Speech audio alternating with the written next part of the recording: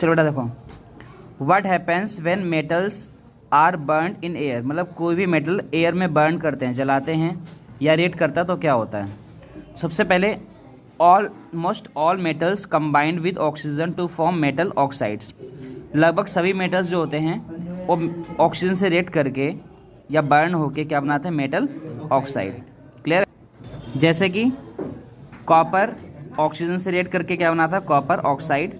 ठीक है। सो यहाँ से क्वेश्चन बनता है, when copper is heated in air, कि कॉपर को अगर हम हीट करते हैं, it combines with oxygen to form copper oxide, तो कॉपर ऑक्साइड बनता है और ये ब्लैक ऑक्साइड बनता है। कैसा होता है, ब्लैक कलर में बन जाता है। कॉपर का रियल कलर क्या होता है, रेडिश ब्राउन, और ये रिएक्शन के बाद क्या बन जाएगा, हाँ black. Similarly aluminium combined with oxygen to form aluminium oxide. Aluminium oxide का फॉर्मूला क्या है, Al2O3। क्लियर है। अब यहाँ से क्वेश्चन बनता है, metal oxides which react with both acid as well as basis to produce salt and water are known as amphoteric oxides, मतलब ऐसे मेटल ऑक्साइड जो एसिड और बेस दोनों से रिएक्ट करके क्या बनाते हैं, सॉल्ट और वाटर, तो उसे क्या बोलते हैं, एम्फोटेरिक ऑक्साइड। जैसे कि एल्युमिनियम ऑक्साइड है, ये एसिड से रिएक्ट कर रहा है HCl से और सॉल्ट वाटर बना रहा है, AlCl3 क्या है, सॉल्ट।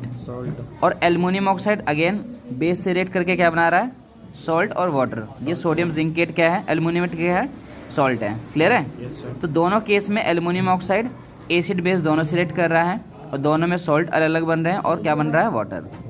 इसे क्या बोलते हैं, एम्फोटेरिक ऑक्साइड। बेटा ये जो जितने भी मेटल ऑक्साइड बन रहे हैं ना, 1 2 3 1 2 है ना मेटल ऑक्साइड, और भी हैं। तो मेटल ऑक्साइड कैसे होते हैं, मेटल ऑक्साइड बेटा ये बेसिक होते हैं, बेस होते हैं, क्या होते हैं, बेसिक इन नेचर होते हैं। So most metal oxide are insoluble in water, तो ज़्यादातर ये क्या होते हैं, वाटर में सॉल्युबल नहीं होते हैं, इनसॉल्युबल होते हैं। But some of these dissolve in water to form alkali, अब इनमें से कुछ मेटल ऑक्साइड्स, ठीक है, वाटर में डिजोल्व हो जाते हैं और उसको क्या बोलते हैं हम, एल्कली। ठीक है। जैसे सोडियम ऑक्साइड हमारा Na2O है, पोटेशियम ऑक्साइड K2O है।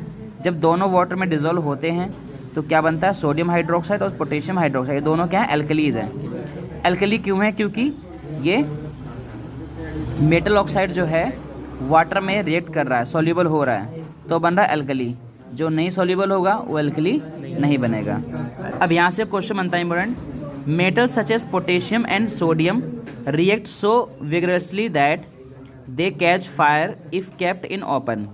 तो पोटेशियम और सोडियम दो मेटल्स ऐसे हैं